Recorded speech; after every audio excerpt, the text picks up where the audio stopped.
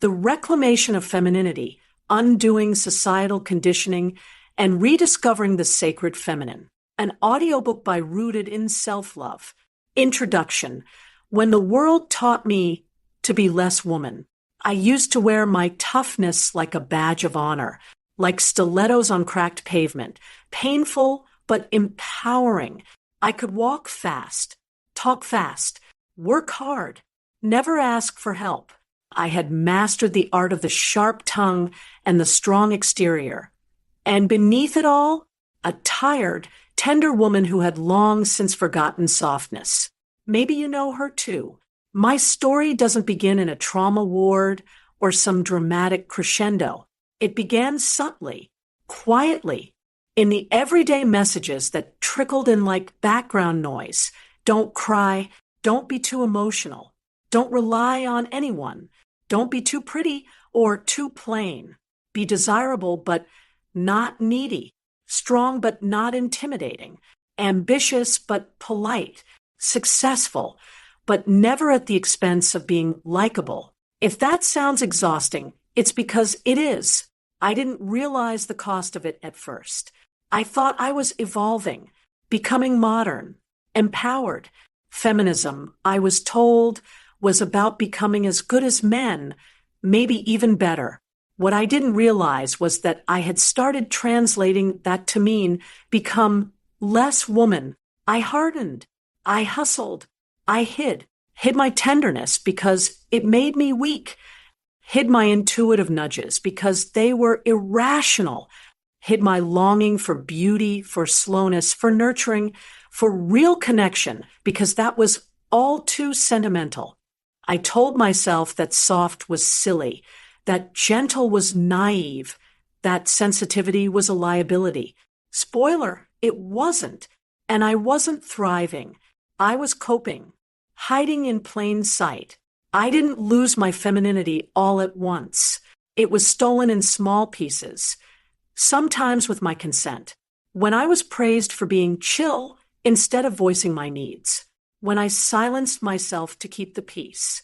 When I competed instead of collaborated.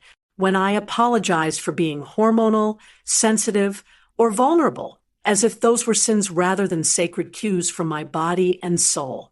Somewhere along the way, I stopped trusting the natural rhythm of my being. I swapped intuition for strategy, connection for control, receptivity for resistance. And the more I tried to prove I could do it all, the more I felt like I was disappearing. The world, it seemed, had more patience for the masculine in me than the feminine. My ambition? Applauded. My independence? Respected.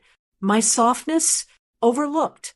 Or worse, used against me. So I buried her, the part of me that wanted to feel deeply, to move slowly, to create beauty just because, to cry without apologizing, to dance without a mirror, to be fully woman without performance or permission. The hustle, that broke me. There's something seductive about the hustle. It rewards you. At first, it gave me a sense of control when life felt messy. It gave me status when I felt small. It gave me achievement when I didn't feel loved. But hustle culture has a dark underbelly. It doesn't teach you how to rest. It teaches you to tie your worth to output, to believe that your value rises and falls with your productivity, to abandon your body for the sake of your calendar. At one point, I could barely breathe under the weight of all I was carrying, and yet I kept adding more, because resting felt indulgent, receiving felt lazy, asking for help felt like defeat. My nervous system was fried, my relationships strained, my body aching, and my spirit starved. And then one ordinary day, I looked at myself in the mirror and whispered, "Who even are you anymore?" It wasn't a dramatic breakdown. It was more like a quiet unraveling, a remembering, a return. The moment I came home, there wasn't a single aha moment. It was more like a series of whispers I finally stopped ignoring. a growing knowing that I had been living disconnected from something sacred, something ancient, something mine. I began noticing the women who moved differently, unhurried, whole, rooted, women who weren't rushing to prove anything, who weren't leaking energy, trying to be not too much or not too little. They reminded me of a truth I had buried. That femininity isn't weakness. It's wisdom. That softness isn't passivity. It's power. That emotions aren't liabilities. They're language. Coming home to my feminine self wasn't about ditching ambition or pretending I didn't have goals. It was about learning to lead from a place of alignment instead of force, to speak from my heart without diluting my truth, to create from fullness, not fracture. I started tending to my body with reverence instead of criticism. I slowed down enough to actually hear my own thoughts. I let myself cry without apologizing. I started saying no without guilt and yes without explanation. And most of all, I stopped seeking validation from a world that profits from my self-abandonment. I reclaimed my femininity, not the airbrushed commercial kind, but the wild, sacred, life-giving kind, the kind that listens, the kind that nurtures, the kind that holds space for contradictions. An invitation. This book is not about becoming someone new. It's about remembering who you were before the world taught you to shrink.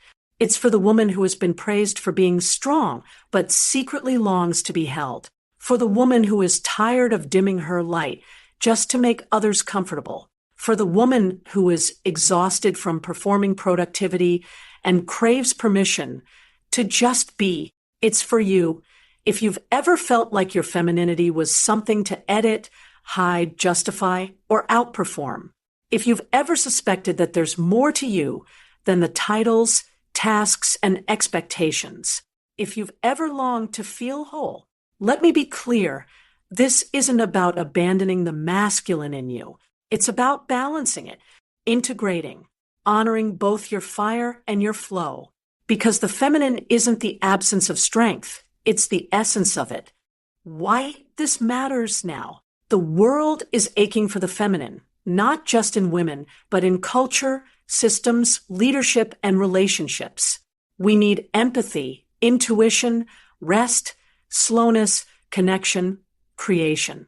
And yet those things are still often dismissed as impractical or indulgent. But imagine what could happen if more women remembered their worth didn't live in their resumes.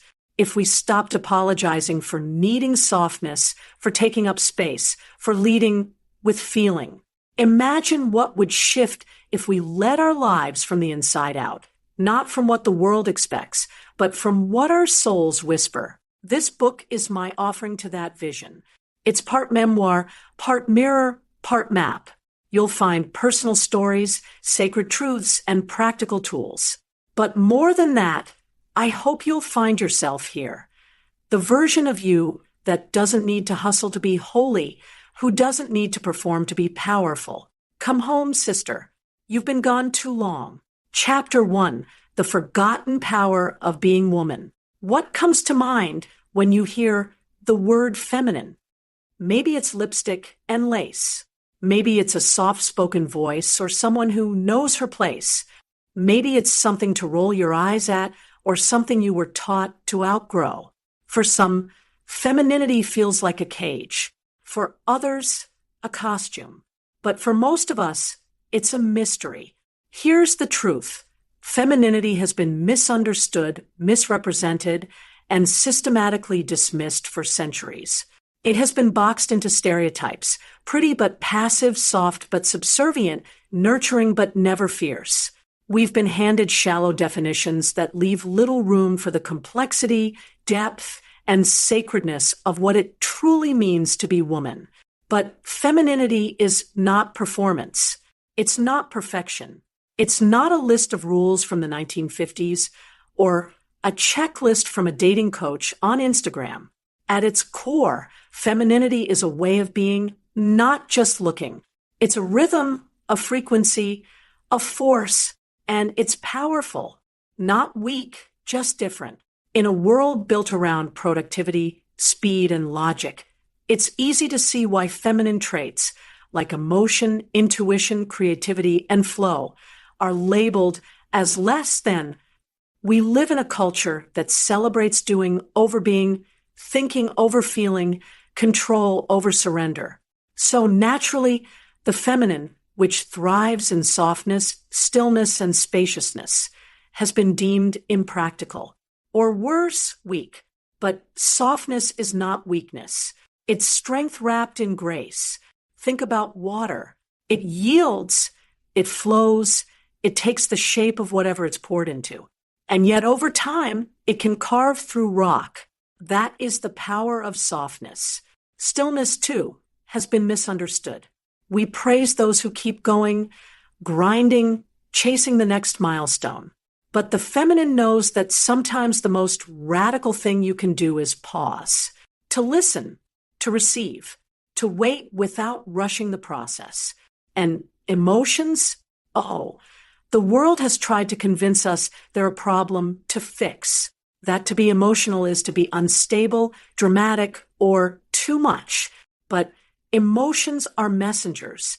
They are wisdom in motion. Anger shows us our boundaries. Grief teaches us what we cherish. Joy reminds us of what matters. Feeling deeply isn't dysfunction. It's divine design. Femininity is a force. Let's get something straight.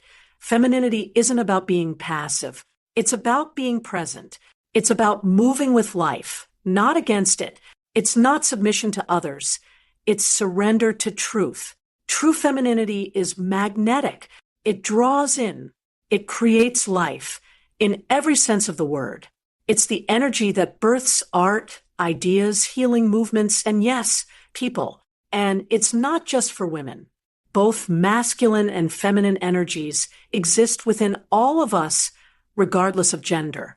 But for women, especially those raised in a society that worships the masculine while punishing the feminine, reconnecting with this power can feel like rebellion or resurrection, because reclaiming your feminine self means doing things differently. It means slowing down when the world tells you to speed up. It means choosing intuition over algorithms. It means crying when you're sad instead of pretending you're fine. It means dancing when there's no reason, laughing without apology, resting without guilt. It means being deeply, unapologetically you, a history written without her. Here's a fact that might sting a little. For most of recorded history, the feminine has not only been devalued, it has been erased. Ancient cultures revered feminine wisdom. The moon was sacred. The womb was a portal. Women were healers, priestesses, leaders, midwives, mystics. But over time, through colonization, war, religious dogma, and patriarchy, those sacred roles were stripped away. The feminine became something to fear or to control. Witch hunts weren't just about magic. They were about silencing female knowledge. Midwives, herbalists, women who understood the body and nature, they were seen as threats. And so they were burned, banished, and branded as dangerous. What was once sacred became shameful. What was once intuitive became irrational. What was once honored became hidden. Even modern medicine has roots in this suppression. For centuries, female anatomy wasn't studied, researched, or taken seriously. Women's pain was dismissed as hysteria. The word hysteria literally comes from hystera, the Greek word for uterus. That tells you everything. The ripple effect of this erasure shows up today in how we're taught to mistrust our bodies, ignore our cycles, silence our feelings, and compete instead of connect, reclaiming what was ours. But here's the good news. What's buried isn't gone. It's just waiting to be remembered. You may not have been taught how to embody your feminine power, but it's already inside you. It lives in your breath, your belly, your creativity, your emotions, your dreams. It lives in the way you nurture, the way you sense things before they're spoken, the way you long for beauty, truth, and belonging. To reclaim your femininity is not to reject the masculine, but to bring balance back to a world that has gone lopsided. It's to say, I don't have to harden to be strong. I don't have to hide to be safe. I don't have to hustle to be worthy. It's to trust your body again, to listen to your inner knowing, to create without explanation, to rest without earning it, to take up space, to soften without shrinking. Reclamation is not about becoming someone else. It's about coming home to the woman you were before the world told you who to be. Your power looks different. Not every woman is soft-spoken. Not every feminine woman wears dresses or lights candles or writes poetry by the ocean. Though if that's your vibe, honor it. The feminine doesn't live in aesthetics. It lives in essence. It looks like trusting your gut instead of a Google search. It looks like knowing when to rest and when to rise. It looks like leading with empathy, not ego. It looks like saying no with love and yes with clarity. It looks like letting yourself be seen, even when your voice shakes. You don't have to perform your femininity to reclaim it. You just have to feel it, tend to it, make space for it, and slowly you'll notice something profound. Life starts to feel less like a fight and more like a flow, a sacred return. This chapter is your invitation to remember what was never truly lost. Your feminine power is not something to earn. It is your birthright. It doesn't need validation. It needs permission from you. In the chapters to come, we'll explore how society conditioned us to abandon this power, how to spot the masks we wear, and how to begin the sacred journey back.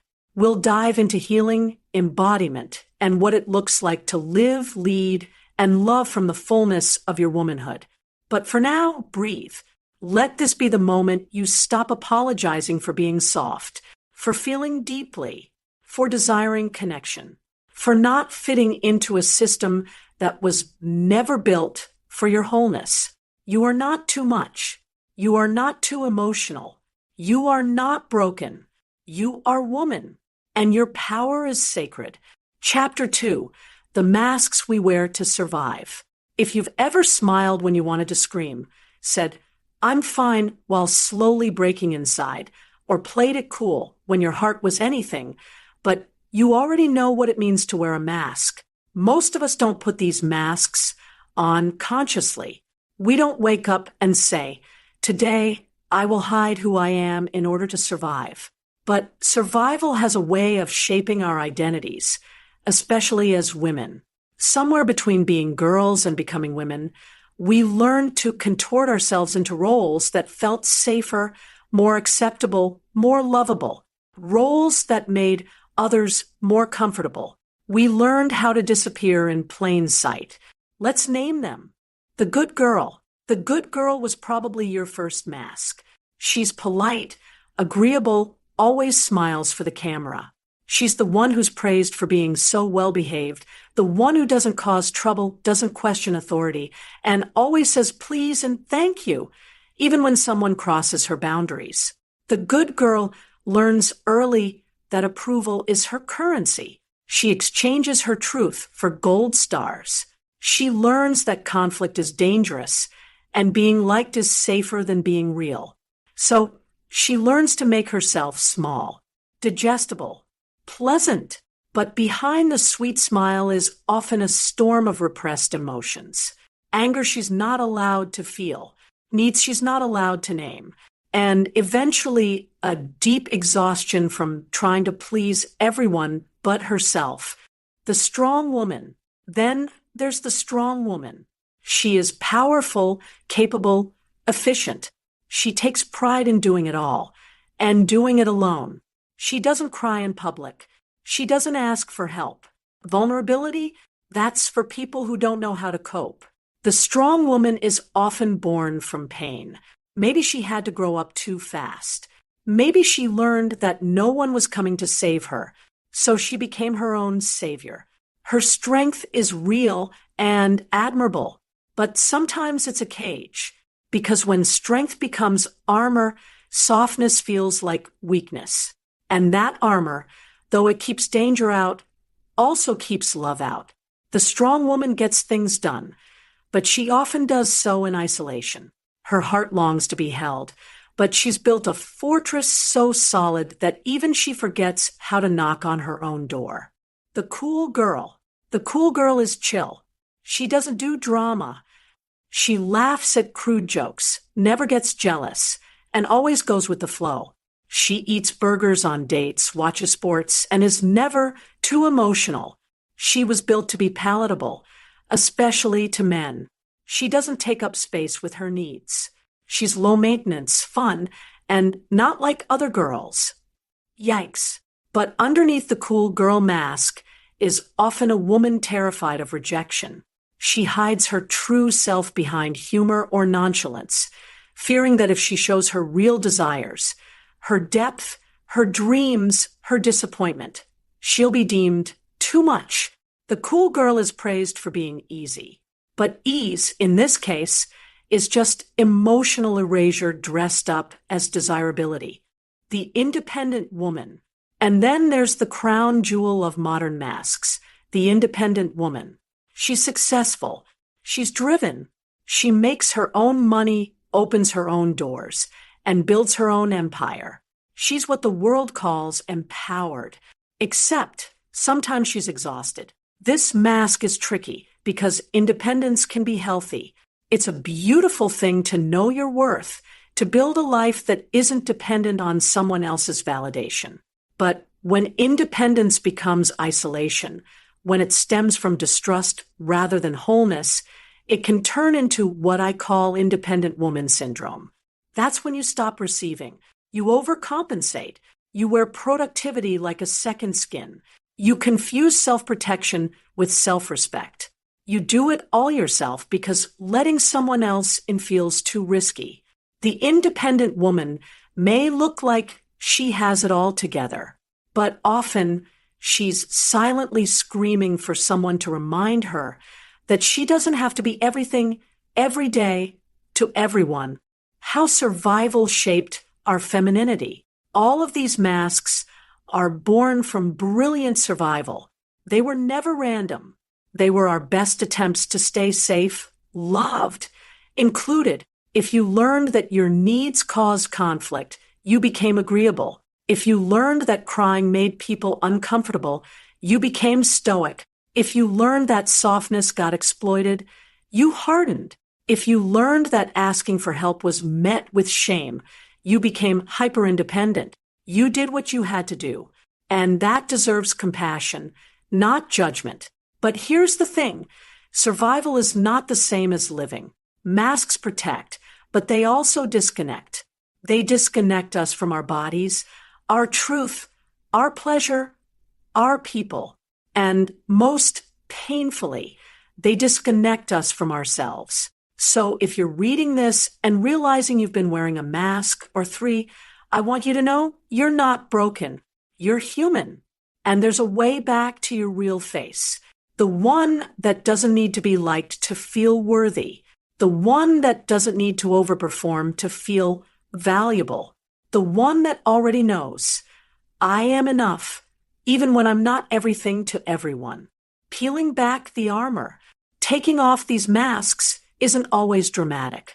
Often it's slow, gentle, like petals unfurling after a long winter.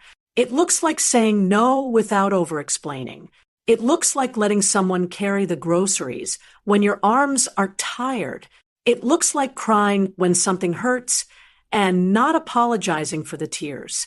It looks like asking yourself, what do I want? And actually listening. It's subtle, brave, and holy. Peeling back the armor doesn't mean you stop being strong. It means you stop being only strong. You make space for the rest of you, the parts you've hidden, silenced, or shamed. You begin to reclaim your wholeness, a practice, not a performance. Living without a mask isn't about perfection. It's not about being raw and real 24/7. Some days, you'll still default to old patterns. That's okay. This is a practice, not a performance. The goal isn't to become some ideal version of feminine. The goal is authenticity, to live in alignment with your body, your emotions, your truth, to lead with your whole self, not just the curated parts. And the more you let go of the roles you were taught to play, the more you'll realize something magical. You don't have to earn rest. You don't have to perform for love. You don't have to dim your light to be accepted. You get to be fully woman, fully human, fully home. Before we move on, I want you to pause and ask yourself, which masks do I wear most often? Where did I learn to wear them? What do I fear might happen if I took them off? What would freedom feel like, even if it scares me? Let these questions sit with you. Write them down. Take them on a walk. Bring them into your prayers or your journaling practice. You don't need to rip the mask off today, but you can start by loosening the strap. In the next chapter, we'll talk about what happens when women start to remember themselves, when we begin to feel what we've spent years numbing, when we trade silence for truth, performance for presence. But for now, take a breath. You're doing brave work. The masks may have protected you once, but they were never meant to be your identity. You are more than who the world asked you to be. And beneath the performance, there is a woman who is ready to be seen. Chapter 3, The Inner Split, Healing the Feminine Wound. There's a silent inheritance most women carry. You won't find it in family jewelry boxes or old photo albums, but it's there woven into our bodies, our choices, our voices. It's the inheritance of the feminine wound, the collective and generational message that as women, we are not enough, not smart enough, not thin enough, not pretty enough, not strong enough, not obedient enough, not independent enough. It's a script that has been rehearsed for centuries, passed down quietly in size, side eyes, and unspoken expectations. And the result? An inner split, a fracture inside of us that whispers, who I am is never quite right. This wound doesn't begin with you, but it does live in you. And healing it is part of the reclamation. Generational pain and the not enough narrative. Maybe your mother told you that you were beautiful, but you also watched her pinch at her stomach in the mirror with disgust. Maybe your grandmother sacrificed her dreams because she was told her role was to serve her husband and children. Maybe your aunt laughed off the jokes about women drivers, but carried the sting in her silence. Generation after generation, women have been conditioned to shrink. And not just physically, though diet culture has made sure of that, but emotionally, spiritually, energetically. We inherit more than genes. We inherit patterns. And for many of us, we've inherited the belief that womanhood is inherently less than. This belief shows up in subtle ways. The way we doubt our worth before speaking up. The way we compete with other women instead of collaborating. The way we push through exhaustion rather than rest. The way we settle for crumbs of love because we don't feel worthy of a feast. It's not always because someone told us directly we were not enough. Often, it's because they modeled it. They showed us what it looks like to live disconnected from feminine worth. And we learned by watching. The mother wound, when femininity has no model. If the feminine wound is the collective inheritance, the mother wound is often its most intimate expression. The mother wound doesn't necessarily mean your mother was cruel or neglectful. It means she was human, and her unresolved pain, insecurities, and conditioning shaped your sense of self. Maybe your mother praised achievement, but never comforted emotions. Maybe she wanted you to be good more than she wanted you to be authentic. Maybe she was absent physically or emotionally because she was overwhelmed unhealed, or trying to survive her own pain. Here's the thing. You can love your mother deeply and still acknowledge the wound. Healing doesn't mean blame. It means awareness. Because when the mother figure in our lives doesn't or can't model wholeness, we internalize the belief that something in us must be lacking. That if even the one who gave us life can't see or nurture us fully, then maybe we're not worthy of being fully seen. This lack of feminine modeling creates confusion. We learn to distrust our emotions. We feel unsafe in our softness. We struggle to mother ourselves. And yet, that is where the healing begins. Healing is remembering. Healing the feminine wound isn't about fixing yourself. It's about remembering what was never broken. The truth is, you came into this world whole. As a little girl, you already knew how to embody the feminine. You danced without shame. You asked boldly for what you wanted. You cried loudly when you hurt. You created endlessly just for the joy of it. But then came the messages, the shaming, the subtle silencing, and little by little, you split. Part of you learned to hide. Another part learned to hustle. And deep inside, your inner girl, that original, radiant version of you, waited. Healing means going back for her, rebuilding your relationship with your inner girl. Your inner girl is not gone. She's still inside you, maybe quieter, maybe hesitant, but she's there. She's the one who longs for play, for rest, for unconditional love, for the safety to be herself. To rebuild your relationship with her, you must first make space for her. You must create conditions that feel safe enough for her to come out of hiding. That might look like a listening to her voice. When you feel a tug of longing or a surge of grief, pause. Instead of dismissing it, ask, "What do you need right now, love?" Offering comfort.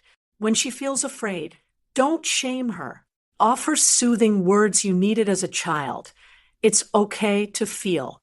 You're safe now. I've got you. Making room for play. Sing off key. Dance barefoot in your living room. Scribble in a notebook without purpose. Let her remind you that life isn't only about performance. Creating safety. If your inner girl grew up in chaos, stability is healing. Keep your promises to yourself. Protect your boundaries. Show her she can trust you. The relationship between you and your inner girl is the foundation of your feminine wholeness. Because when she feels safe, she blooms. And when she blooms, you bloom. The courage to break the cycle. Healing generational wounds takes courage. You may be the first woman in your lineage to stop apologizing for your emotions. The first to choose partnership over performance. The first to rest without guilt. And yes, it may feel uncomfortable, even lonely, because you're disrupting a cycle that has lived for generations. But remember this, when you heal, you don't just heal for yourself. You heal for the women who came before you and for the daughters, literal or symbolic, who will come after you. You are rewriting the story. The inner split can feel like a wound that never heals, but the truth is it can. Slowly, tenderly, with compassion. Every time you choose to trust your feelings instead of dismiss them, you are healing. Every time you comfort your inner girl instead of criticizing her, you are healing. Every time you honor your feminine wisdom instead of suppressing it, you are healing. You are not too much. You are not too little. You are not broken. You are whole. You always were. And in remembering that you stitch together the split, you return to yourself. Chapter 4, Living from the Feminine Body. When was the last time you listened to your body, not just as a machine to manage, but as a messenger to trust? For years, I treated my body like a stubborn employee.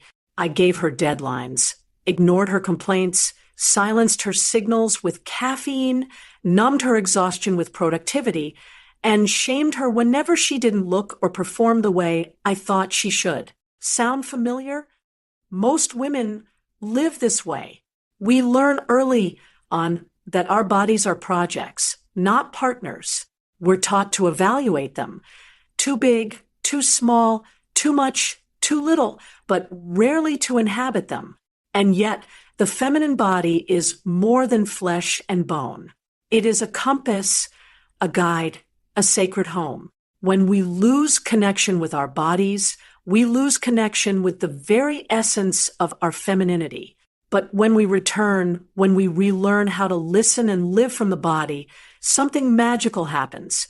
Intuition awakens, emotions flow, sensuality returns, and life itself begins to feel more aligned.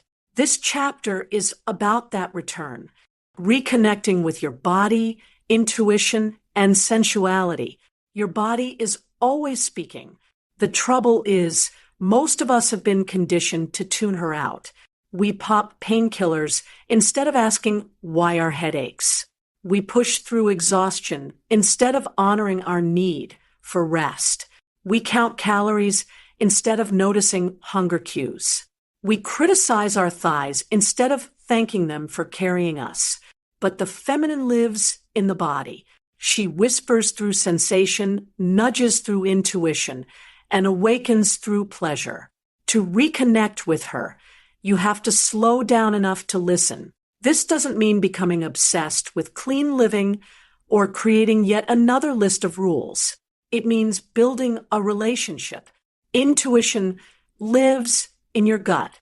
That knot in your stomach when something feels off, that's not irrational. That's wisdom. Pleasure is sacred. The goosebumps when music moves you, the warmth of the sun on your skin, the taste of something delicious. These are doorways to presence. Movement is medicine. Dance, stretch, walk barefoot in the grass. Your body longs to move, not just for fitness, but for freedom. To be in your feminine body is to treat her not as an object to manage, but as a beloved to honor. Emotional awareness as feminine intelligence. Let's talk about emotions. We live in a culture that often treats feelings as liabilities. Don't be so sensitive. Calm down. Stop overreacting. These phrases teach us to suppress the very thing that makes us wise. Because emotions are intelligence. They are your body's language, messengers carrying information. When you feel anger, your body is saying, a boundary has been crossed. When you feel sadness, something you value is missing. When you feel joy, you're aligned with what matters. Feminine intelligence is the ability to feel and interpret this language, not to drown in emotions, but to let them move through you, guiding you instead of overwhelming you. Here's the truth. Repression doesn't erase emotions. It stores them in the body. Tight shoulders, knotted stomachs, restless nights. The more we silence our feelings, the louder they scream through physical symptoms. Living from the feminine body means learning to welcome emotions as honored guests, to ask, what are you here to teach me? What truth do you carry? When you do, you discover that emotions are not enemies. They are allies. They make you more human, more intuitive, more connected, living in tune with your cycle. One of the most profound ways to reconnect with your feminine body is to honor your natural rhythms, especially your cycle. For centuries, women's cycles were dismissed, pathologized, or demonized. Words like PMS became shorthand for irrational or unreliable. But your cycle is not a curse. It's a calendar of wisdom. Each phase holds unique energy and insight. Menstrual, inner winter, a time for rest, reflection, and release. Your body asks you to slow down and listen. Follicular, inner spring, energy rises, creativity sparks. This is the season of new beginnings. Ovulatory, inner summer peak energy, connection, expression. You're magnetic, outward-facing, ready to share. Luteal, inner autumn, a time for discernment. What no longer works becomes clear. It's the season of truth-telling. When you live in tune with this rhythm, you stop fighting your body. You start flowing with her. You learn to schedule rest instead of resenting fatigue. You embrace creativity when it surges and compassion when it ebbs. Even if you don't menstruate due to age, health, or personal reasons, you can still live in rhythm with the cycles of nature, the moon phases, the seasons. The feminine thrives in cycles, not straight lines. Honoring the nervous system. Your nervous system is the unseen conductor of your life. When it's in survival mode, fight, flight, freeze, or fawn, it's almost impossible to live from the feminine body. You're too busy bracing for danger. That's why nervous system regulation is feminine work. It's about creating safety inside your body so that softness, sensuality, and intuition can emerge. This might mean practicing deep, slow breathing when you feel overwhelmed, grounding yourself by touching the earth, bare feet on grass, hands in water, creating rituals of rest, baths, stretching, naps, silence, allowing tears to flow instead of swallowing them down. The more you nurture your nervous system, the more you shift from survival to presence. And presence is where the feminine body shines. Coming home, living from the feminine body is not about becoming perfect in your health practices or spiritual rituals. It's about coming home. Home to a body that is not an enemy, but an ally. Home to emotions that are not weaknesses, but wisdom. Home to cycles that are not burdens, but rhythms. Home to a nervous system that deserves rest, not constant alarm. When you come home to your body, you come home to your femininity. And from that place, life begins to feel less like a battlefield and more like a dance. Chapter 5. Receiving the lost art of feminine power. If giving is celebrated, receiving is almost always misunderstood. From a young age, many of us were praised for what we do, for our productivity, our helpfulness, our hustle. Look how responsible she is. She's such a hard worker. She always puts others first. We were rewarded for pouring out, but how often were we praised for receiving, for resting, enjoying, or simply allowing ourselves to be cared for? Rarely, if ever. Instead, receiving was branded as selfish, lazy, even dangerous. And so, somewhere along the way, many women learned that the safest path was to stay in control, to give endlessly, to strive constantly, and to never, ever lean back and open themselves to receive. Yet here's the paradox. Receiving is the essence of feminine power. Why receiving feels unsafe? For many women, the thought of receiving, whether it's love, help, money, or even a compliment, triggers discomfort. When someone offers to help, you say, "Oh, it's fine, I've got it." When someone gives you praise, you deflect, "Oh, it was nothing." When you want rest, you push through, afraid of being seen as unproductive. Why? Because receiving feels unsafe. Maybe you grew up in an environment where accepting help meant you'd owe someone later. Maybe being cared for made you feel vulnerable, dependent, or out of control. Maybe you watched the women in your life sacrifice endlessly, so you unconsciously decided that your worth came from doing, not being. For others, receiving feels lazy. Our culture worships hustle and independence, so allowing yourself to be supported looks like weakness. You hear whispers of, "Who do you think you are to just sit there and let life come to you?" But here's the truth. Refusing to receive doesn't make you strong. It makes you drained. It cuts you off from the flow of life, from intimacy, from joy. Learning to open, soften, and trust.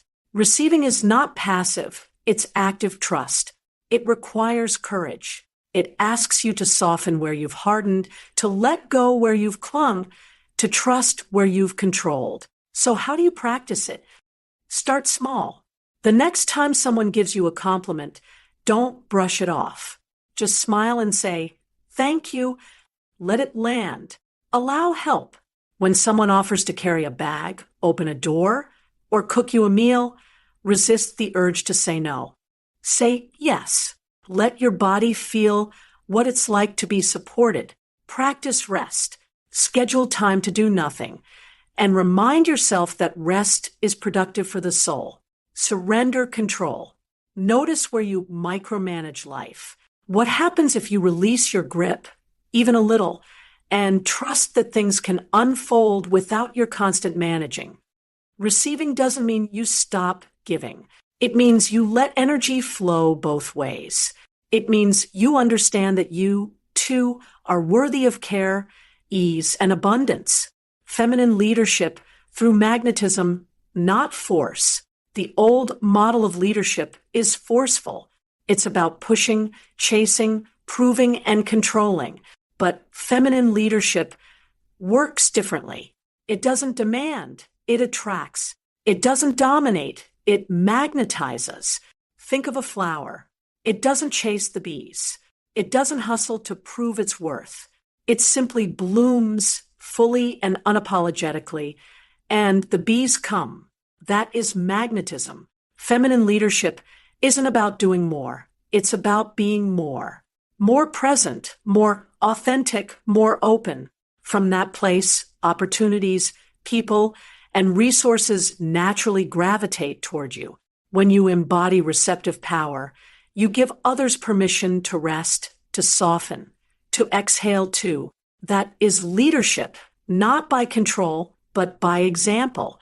This is why receiving isn't selfish. It's revolutionary. It rewrites the script. It says, I don't have to deplete myself to have value. I don't have to prove myself to be worthy of love. I can trust life to meet me halfway. A practice in receiving. Here's a simple practice. 1, sit somewhere quiet.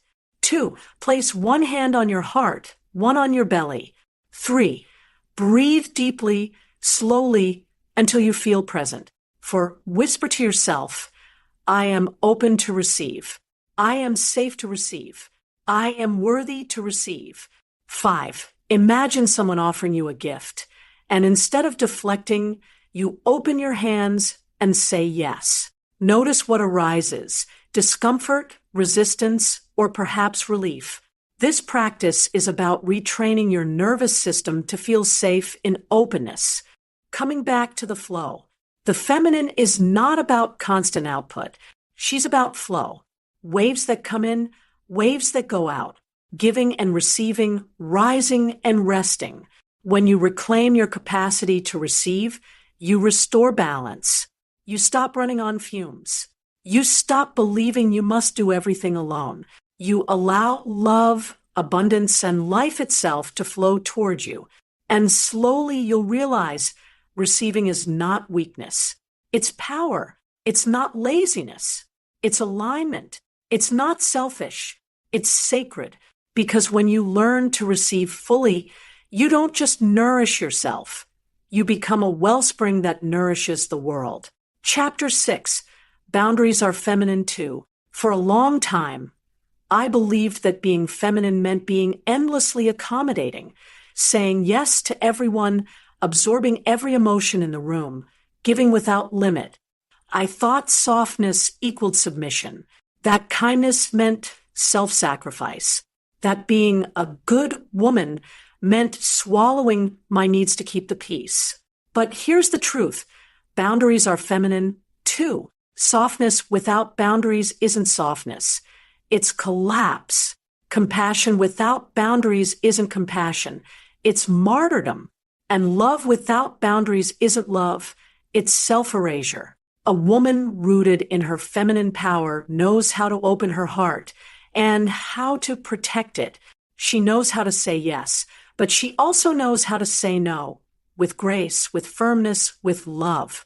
Soft is not equal to submissive. Cultural narratives have long equated femininity with submission. Be quiet. Be agreeable. Don't be difficult. Don't make waves. Smile through it. But softness is not the same as being submissive. True softness is strength under choice. It's the ability to stay open-hearted while knowing your worth. It's a conscious decision to embody compassion without abandoning yourself. Think of water. It is soft, flowing, yielding, but it is also powerful enough to carve canyons and shape landscapes.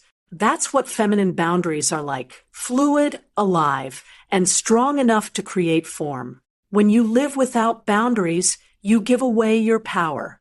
But when you set sacred boundaries, you don't harden, you actually become freer. You create a container where love, respect, and authenticity can flourish, setting sacred standards. Boundaries aren't walls. They're standards, expressions of what you will and will not allow in your life. They're a way of saying, this is how I honor myself, and this is how I invite others to honor me too. Sacred standards look like refusing relationships where love is conditional on your performance, protecting your rest time instead of glorifying exhaustion, saying no to work that depletes your soul, even if it pays well, choosing friendships that nourish rather than drain, requiring respect in communication, not tolerating manipulation or dismissal. Setting standards isn't about punishment. It's about alignment. It's about building a life where your body, heart, and spirit can thrive. At first, setting boundaries may feel selfish, but the truth is boundaries are the highest form of love. They make your yes more honest, your love more sustainable, your presence more authentic. Embodying no without guilt. For many women, saying no is one of the hardest things. We fear disappointing others. We fear rejection. We fear being seen as unkind or too much. But here's the reframe. A no to what drains you is a yes to what nourishes you. Every no is also a yes, just in a different direction. When you embody no without guilt, you reclaim your voice. You stop abandoning yourself to keep others comfortable. You stop leaking energy into situations that don't serve your highest good. So, how do you begin? Start small. Say no to an invitation that doesn't feel aligned. Notice the discomfort, breathe through it, and allow the world to keep spinning. Use body awareness. If your chest tightens or your gut twists when someone asks for something, that's your body saying no, even before your mouth does. Trust it. Keep it simple. You don't need to over-explain. A graceful, that doesn't work for me right now, is enough. Practice self-compassion. Guilt may arise. Instead of letting it control you, remind yourself, I am allowed to honor myself. My no is holy. Boundaries are not rejection. They're direction. They point you and others toward relationships, opportunities, and environments where your authenticity can thrive. Boundaries as feminine leadership. When you set boundaries, you don't just change your life, you shift the dynamics around you. You teach others how to treat you. You model self-respect for your daughters, sisters, and friends. You disrupt generational cycles of self-sacrifice. You remind the world that a woman's worth is not in her compliance, but in her wholeness. This is feminine leadership at its core, not dominating, but demonstrating, not forcing others to change, but embodying the standard that naturally reshapes the space around you. Boundaries are not barriers to intimacy. They are bridges. They allow love to flow without resentment. They allow compassion to thrive without depletion. They allow you to be soft without being swallowed. So if you've been afraid that boundaries make you less feminine, I want you to know this. Boundaries are one of the most feminine things you can embody, because a woman who honors her no makes her yes radiant. A woman who protects her energy becomes magnetic. And a woman who respects herself invites the world to respect her. 2. Chapter 7. Radiance as Resistance. There is a particular kind of power that comes when a woman allows herself to shine, not because she's trying to impress, not because she's chasing approval, but because she knows her radiance is her birthright. And yet, many of us learned early that shining was unsafe. Maybe you were told you were too much. Maybe you noticed how women who dressed boldly or laughed too loud were judged. Maybe you dimmed your light because it felt easier to blend than to stand out. But here's the truth. Your radiance is not frivolous. It's resistance. In a world that profits from women doubting themselves, from women competing instead of connecting, from women shrinking instead of taking up space, choosing to glow unapologetically is a radical act. Expressing yourself through beauty, pleasure, and presence. Radiance isn't just about appearance. It's about presence.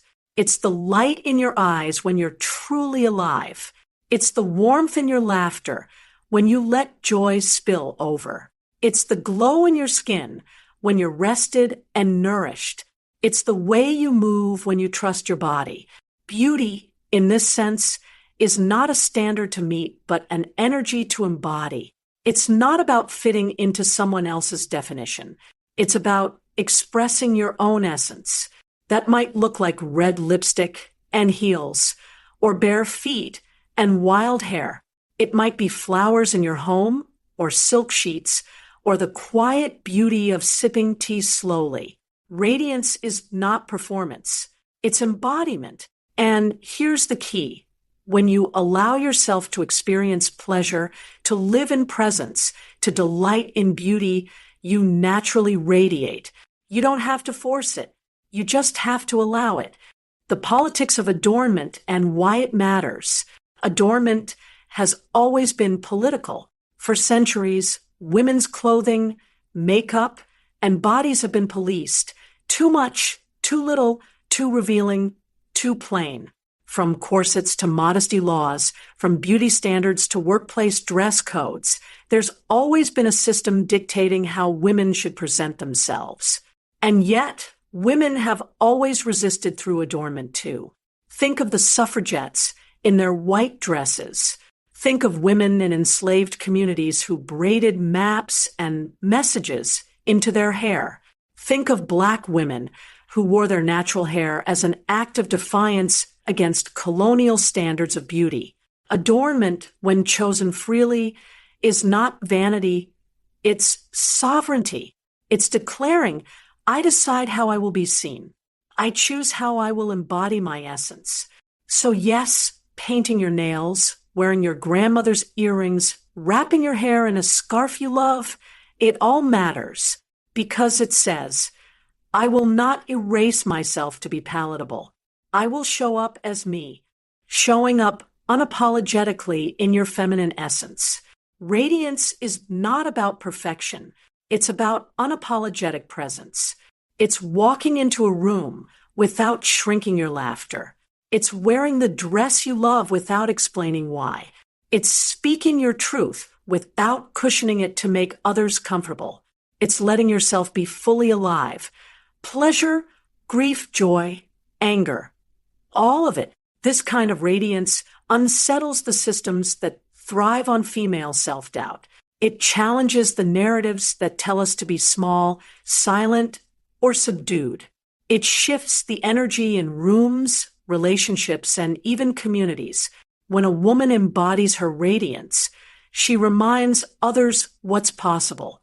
She gives silent permission. You can shine too. A daily practice of radiance. Radiance is not something you put on once and forget. It's a practice, one you can cultivate in small, everyday ways.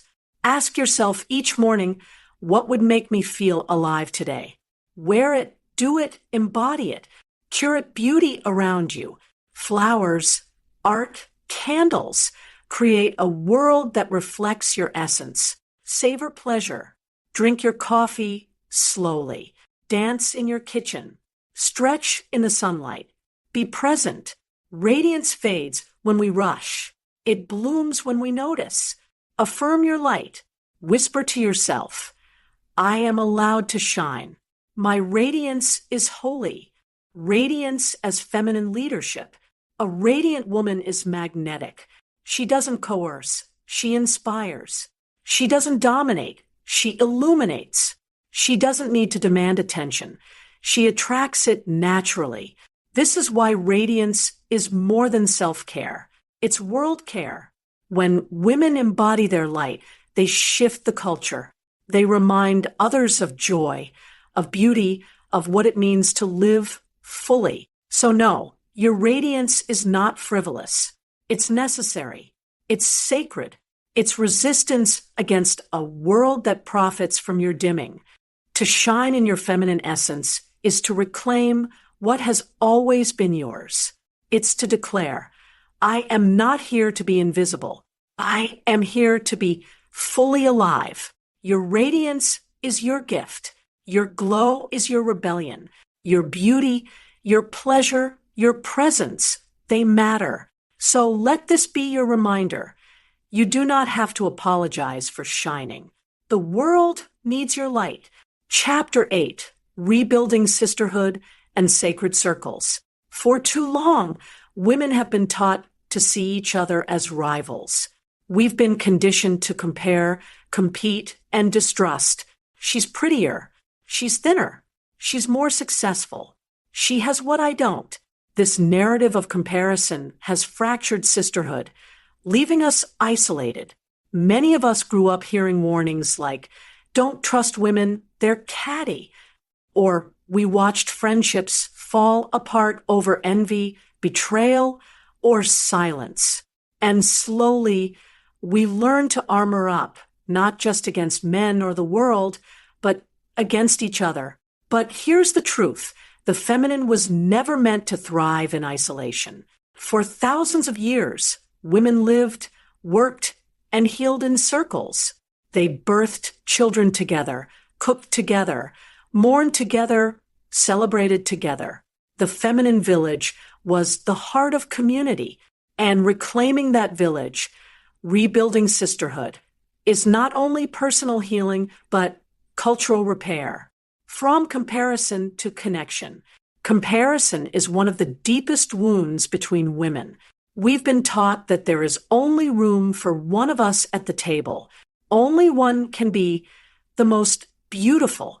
Only one can be the most loved. Only one can succeed. This scarcity mindset keeps us small and divided. But connection asks us to shift the story. Instead of looking at another woman and thinking, she has what I lack, we can ask what in her reflects what is possible for me too. Her beauty doesn't diminish yours. Her success doesn't erase yours. Her radiance doesn't overshadow yours. We are not here to compete for scraps. We are here to remind each other of abundance. Imagine what would happen if, instead of shrinking in envy, we expanded in inspiration. If, instead of competing, we collaborated. That is the power of connection over comparison. Healing mistrust and envy among women. Envy and mistrust are real. They don't disappear just because we want sisterhood. Many of us carry wounds from female friendships, betrayals, backstabbing, or even subtle undercurrents of jealousy that left us cautious. Healing begins with honesty. It begins with acknowledging the envy instead of shaming it. Envy is not evil. It's information. It tells you what you desire, what part of you is longing to be expressed. Instead of seeing it as a threat, see it as a mirror. Mistrust, too, can be healed, but it requires courage. It means allowing yourself to open again, even if slowly. It means daring to believe that safe, nourishing sisterhood is possible. Healing among women looks like celebrating another woman's wins as if they were your own, speaking life over each other instead of tearing down, creating spaces where emotions, desires, and struggles can be shared without judgment, choosing honesty over gossip, compassion over criticism. Sisterhood is not about perfection. It's about repair. It's about showing up for each other again and again, with tenderness and truth, restoring the feminine village. The feminine village was once central to human life. Women gathered to cook, create, grieve, and raise children together. They were the keepers of stories, songs, and traditions. In circles, women found belonging and power. Patriarchal systems dismantled that village by isolating women into nuclear homes, into competitive workplaces, into fragmented roles. Our collective feminine strength was diluted. Restoring the feminine village means reimagining how we live and love together as women. It doesn't always have to look like ancient rituals around a fire, though it can. It might be a group of friends who gather monthly to share meals and truths. Online communities where women uplift each other instead of competing. Circles of mothers who support each other in raising children. Spaces where women of different generations share wisdom and stories. When women come together, healing accelerates, loneliness softens, power multiplies, the sacred returns. The sacred circle as feminine medicine. Circles are powerful because they symbolize equality. No one is above or below. No one leads from the top or hides in the back. In the circle, every voice matters. Every presence contributes. When women sit in circle, they are reminded, you are not alone. You are not broken. You are seen, held, and celebrated. This is why sisterhood is not just a nice idea. It's medicine. It heals the ache of isolation. It breaks the lie of scarcity. It returns us to the truth that feminine power is collective. Rebuilding sisterhood is an act of reclamation. It's how we take back what was stolen from us. Connection, community, and collective strength. Your radiance doesn't diminish mine. My success doesn't threaten yours. Our stories, woven together, create something bigger than us both. So gather your circle, however small. Send the message. Light the candle. Share the meal. Begin again. Because when women remember how to belong to each other, the world begins to heal. Chapter 9, Love from the Feminine Heart.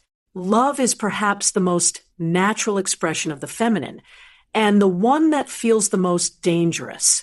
We long to open, to give, to receive, to melt into the intimacy of connection. Yet, for many women, love has become entangled with fear. Fear of rejection, fear of betrayal, fear of losing ourselves in the process. So we armor up. We love with one foot out the door. We hold back our tenderness, or we overgive to prove our worth. We forget that true feminine love is not about shrinking, chasing, or clinging. It's about standing in softness, rooted in self, and offering love from a place of wholeness. This chapter is about returning to that kind of love. The love that is strong because it is vulnerable, magnetic because it is open, and sacred because it does not erase the self. Vulnerability, receiving love, and emotional safety. Vulnerability is often mistaken for weakness, but it's actually the foundation of intimacy. To say, here I am, with my heart open, without masks, is one of the bravest acts you can do. Yet, for many women, vulnerability feels unsafe. Maybe you learned that showing emotions led to rejection. Maybe you were told you were too sensitive or too needy. Maybe you opened your heart once and it was met with betrayal. So now you guard it tightly. But here's the truth. Love cannot enter a closed heart. Receiving love requires risk. It requires the willingness to soften, to let down the armor, to trust again, not blindly, but wisely. Emotional safety is key here.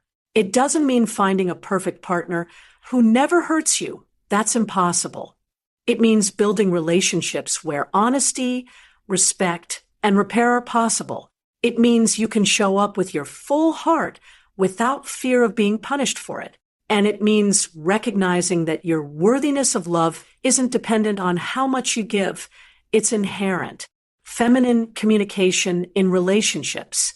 The way we communicate can either build intimacy or create walls. Feminine communication isn't about manipulation or silence.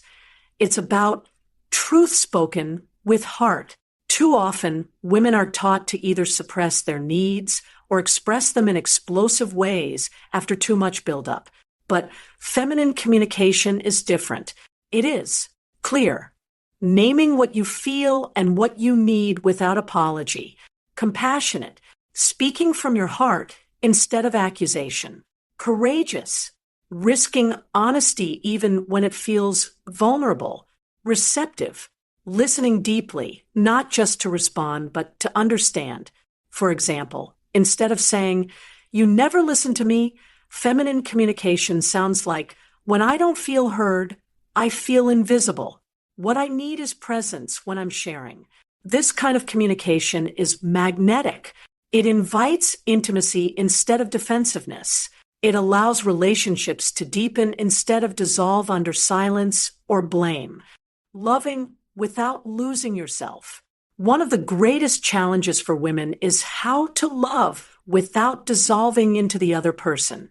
Many of us learned to equate love with self-abandonment. We gave and gave until we were empty. We morphed ourselves to fit someone else's needs. We sacrificed our dreams, desires, and even dignity for the sake of love.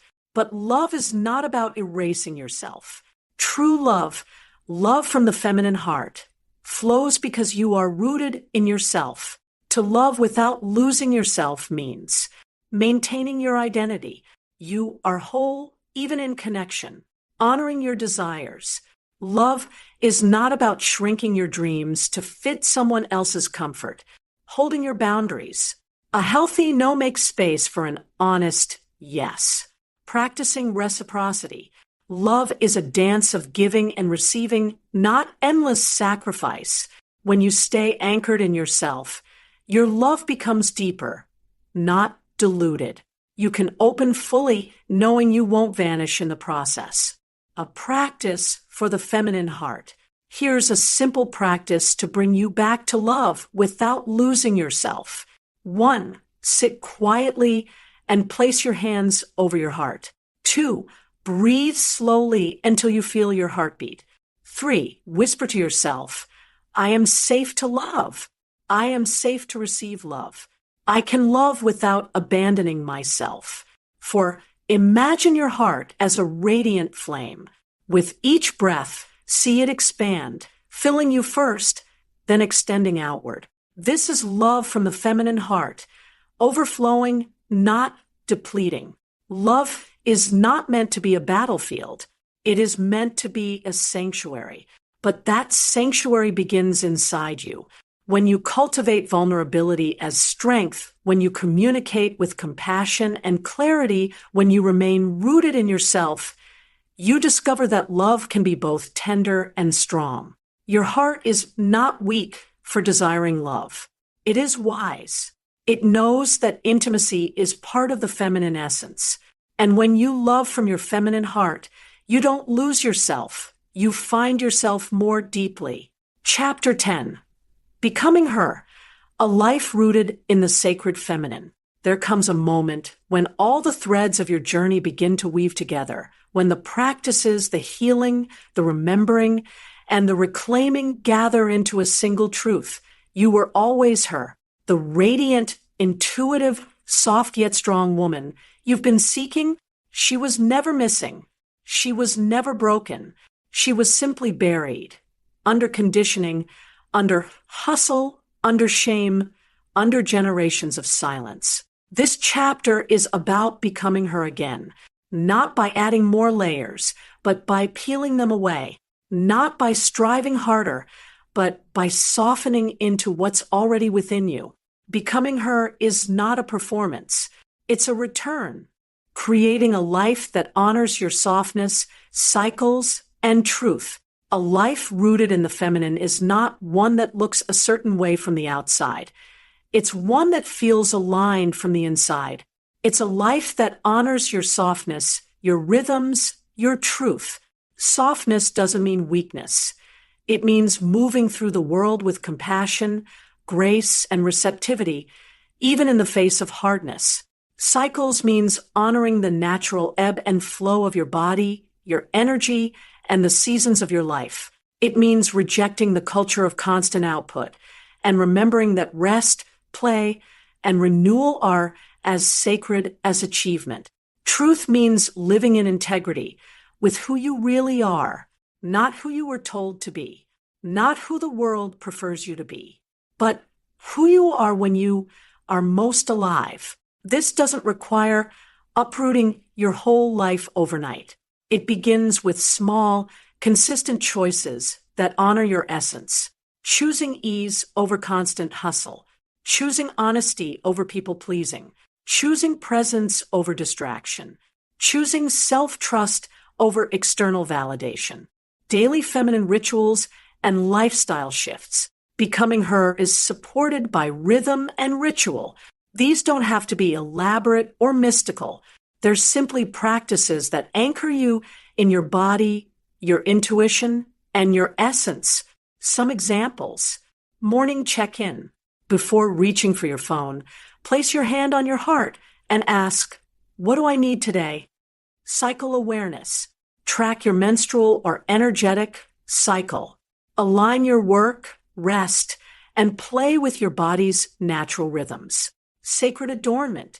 Choose clothes, jewelry, or scents that make you feel radiant, not for others, but for yourself.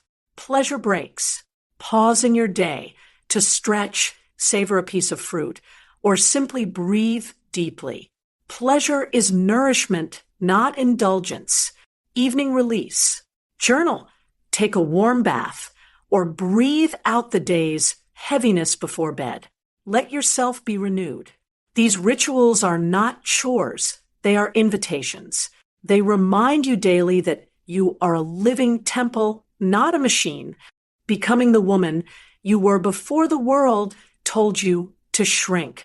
Perhaps the deepest part of this journey is meeting the girl you once were, the one who laughed too loudly, dreamed too boldly, felt too deeply, the one who hadn't yet learned to apologize for her existence.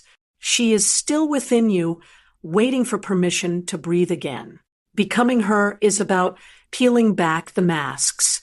It's about no longer shrinking to fit in. It's about reclaiming the full spectrum of who you are, your joy, your rage, your sensuality, your tenderness, your wisdom. The world told you to shrink, to be quiet, to be pleasing, to be small. But the sacred feminine within you is asking for the opposite. She is asking you to expand, to root, to radiate, to lead, not by force, but by presence. Becoming her doesn't mean becoming someone new. It means returning home to the woman you always were before fear, shame, and conditioning told you otherwise. This book was never about learning femininity as if it were something outside of you. It was always about remembering, reclaiming, returning. You are not broken. You are not behind. You are not too much or not enough. You are a woman rooted in sacred power, carrying within you generations of wisdom, softness, and strength. So let this be your reminder. You are allowed to live differently. You are allowed to slow down. You are allowed to shine. You are allowed to be soft and strong at the same time. You are allowed to receive. You are allowed to love without losing yourself. Becoming her is not a future destination. It begins here, now, in this breath, in this choice, in this moment of remembering. And as you step into this life rooted in the sacred feminine, may you know this: your reclamation is not just for you. It is for every woman who came before you and every woman who will come after. Because when one woman comes home to herself, the whole world feels it. And that brings us to the end of today's chapter of the Reclamation of Femininity, undoing societal conditioning and rediscovering the sacred feminine. If this message resonated with you, we'd love to hear your thoughts in the comments. What stood out for you the most? Your reflections not only inspire us, but they also help other women on this journey feel less alone. Don't forget to give this video a like if you found it meaningful, and be sure to subscribe so you never miss an upload. We post new episodes every week, diving deeper into self-love, feminine power, and the sacred journey back home to yourself. Thank you so much for listening and being part of this community. Until next time, stay rooted in self-love.